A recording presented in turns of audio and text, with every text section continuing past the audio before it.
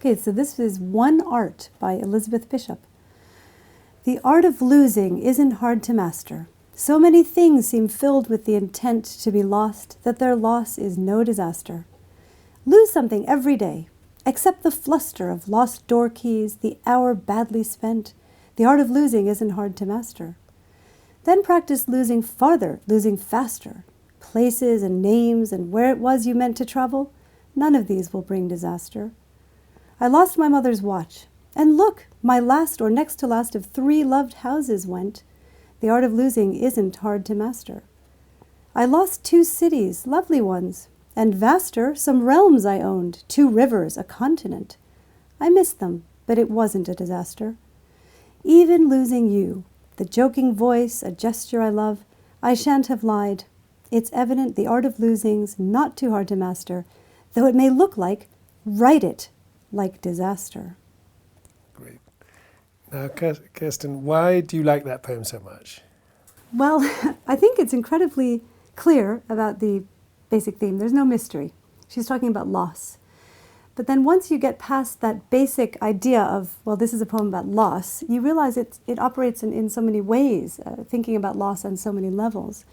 And only until the very end does it become a sort of more conventional poem in the sense of looking at love as something that you lose and thinking about you and another person, whereas actually it's been speaking to us all the way through in a kind of confessional tone of I lose things in a, sort of every day. I lost my keys, I lost stuff.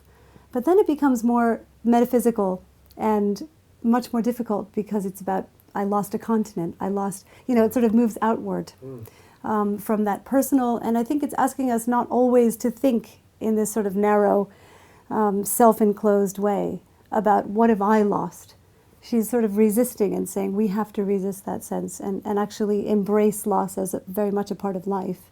So it just covers all of that in such a succinct and very accessible, but also very almost witty way, because she's not being, morbid about loss, and it's almost light about loss. It's very nice. A lot of people, I have to confess, haven't really encountered Elizabeth Bishop. She's not hugely well known, I suppose. Well, she's very well known to probably people who study modern poetry.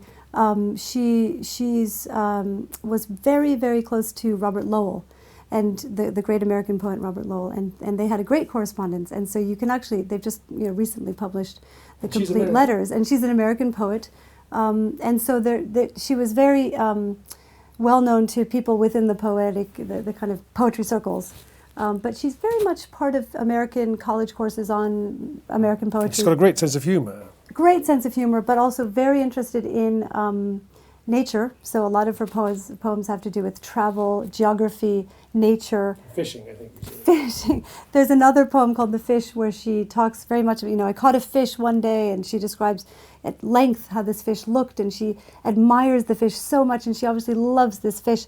And then she says at the end, and everything was rainbow, rainbow, rainbow, and I let the fish go.